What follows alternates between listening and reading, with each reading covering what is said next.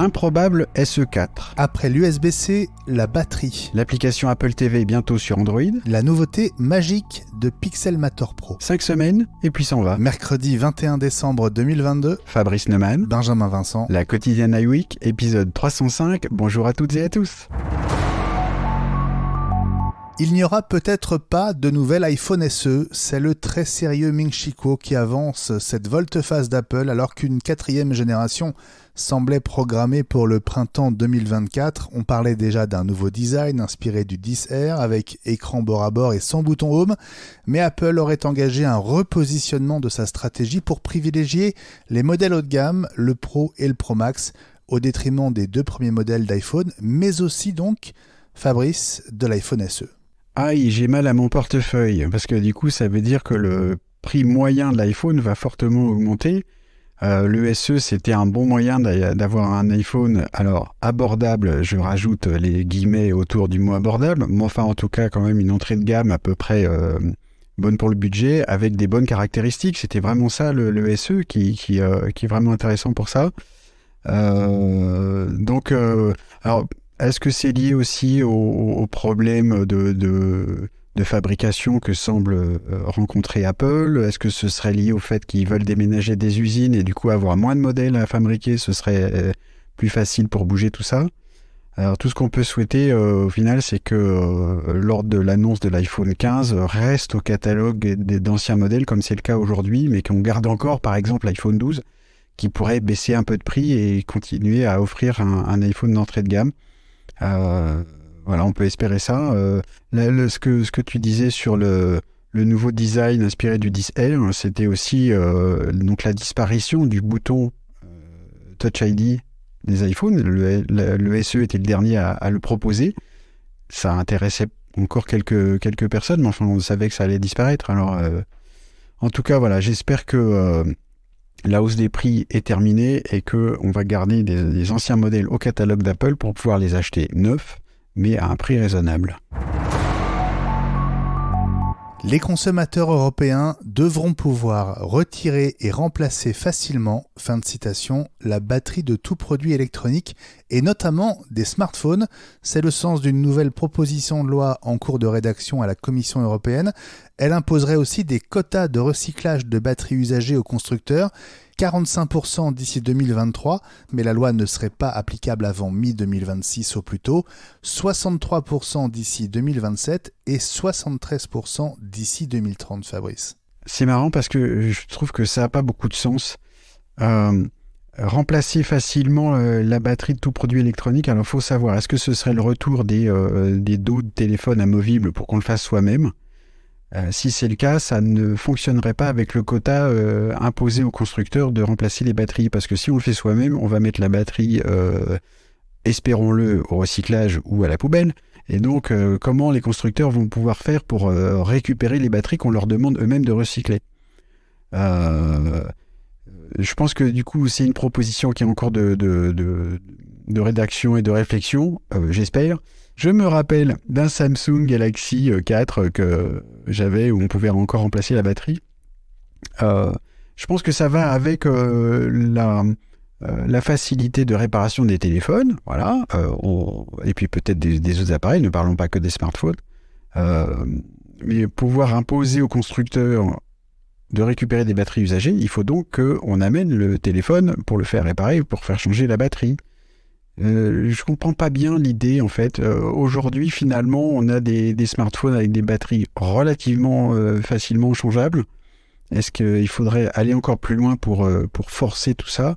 Là pour le coup je trouve que ça irait un peu loin. Attendons de voir qui réfléchit jusqu'au bout. Une appli Apple TV serait en bêta-test sur Android selon le leaker Shrimp Apple Pro. Après l'appli pour Android TV qui existe déjà, et alors que l'appli Apple Music sous Android serait sur le point d'évoluer, ce serait plutôt une bonne nouvelle pour Apple TV+, Fabrice. Oui, alors c'est la marche d'Apple qui continue dans le domaine. On sait que Apple veut pousser son service de streaming.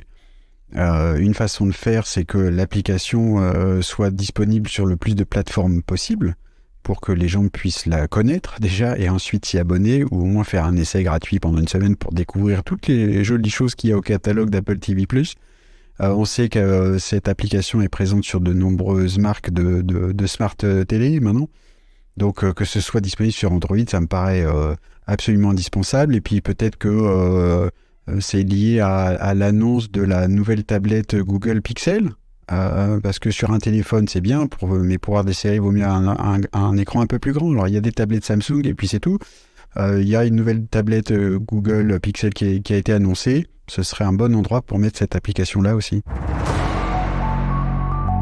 Le machine learning et l'intelligence artificielle au bénéfice de Pixelmator Pro, désormais capable de nettoyer les images en retirant l'effet de postérisation, notamment sur les images JPEG de faible qualité.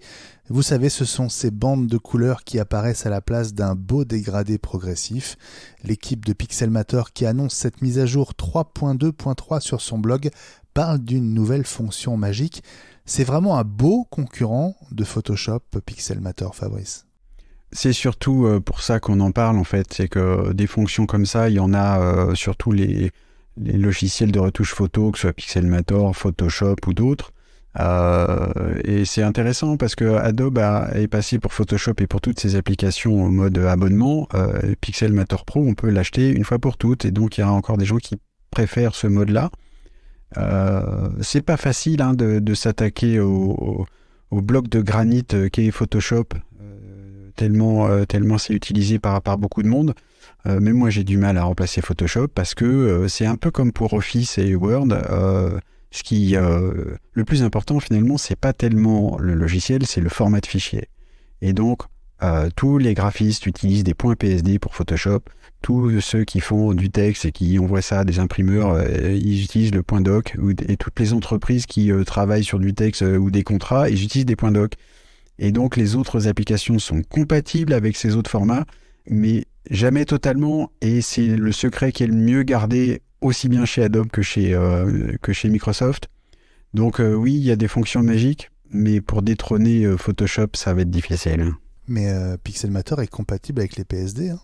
C'est bien ce que je dis, c'est compatible. Sauf que de temps en temps, comme pour les documents Word, tu ouvres un PSD dans Pixelmator et pouf, tu as un truc qui marche pas bien, une couche qui est pas placée comme il faut, une couleur qui est pas traitée comme il faut non plus. Et donc, tu perds des informations. Et dès qu'il y a un risque, dès qu'il y a un doute sur le fait qu'on va pouvoir ouvrir le PSD, on retourne chez maman et on reprend un abonnement PSD.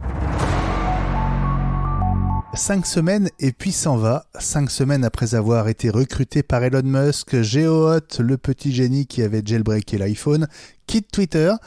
Fabrice, est-ce que je peux te laisser traduire le tweet de 12h15 ce mercredi dans lequel George Hotz, de son vrai nom, annonce sa démission? Oui, voilà. Alors j'ouvre les guillemets. Démissionner de Twitter aujourd'hui. J'ai apprécié qu'on me donne la possibilité de faire quelque chose, mais je n'ai finalement pas eu l'impression que je pourrais avoir un quelconque impact significatif, sans compter que j'étais triste de voir dépérir mes projets sur GitHub. Je retourne à la programmation, ! Fermez les guillemets. Donc, voilà, il a essayé, il est rentré, et finalement, il a dû voir le bazar que c'était à l'intérieur, et il s'est dit, bon, je vais peut-être pas rester là, j'ai d'autres choses à faire qui, pour moi, sont plus intéressantes. Alors, on en parle parce que ce personnage a une histoire liée à l'iPhone et pas seulement.